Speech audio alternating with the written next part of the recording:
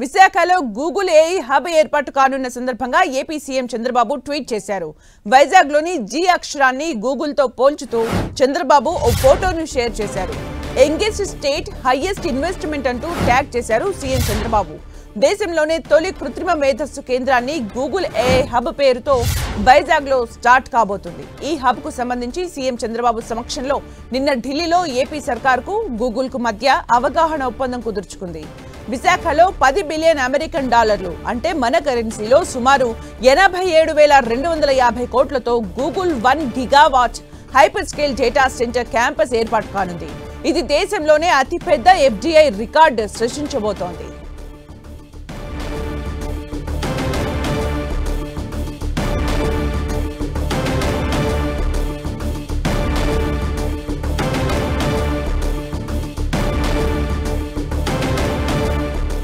విశాఖలో Google AI hub ఏర్పాటు కానున్న సందర్భంగా ఏపీ సీఎం చంద్రబాబు ట్వీట్ చేశారు.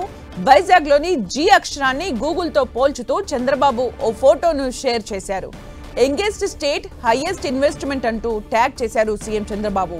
దేశంలోనే తొలి కృత్రిమ మేధస్సు కేంద్రాన్ని గూగుల్ ఏఐ హబ్ పేరుతో వైజాగ్లో స్టార్ట్ కాబోతోంది. ఈ హబ్ కు సంబంధించి సీఎం చంద్రబాబు సమక్షంలో నిన్న ఢిల్లీలో ఏపీ సర్కార్కు గూగుల్కు మధ్య అవగాహన ఒప్పందం కుదుర్చుకుంది.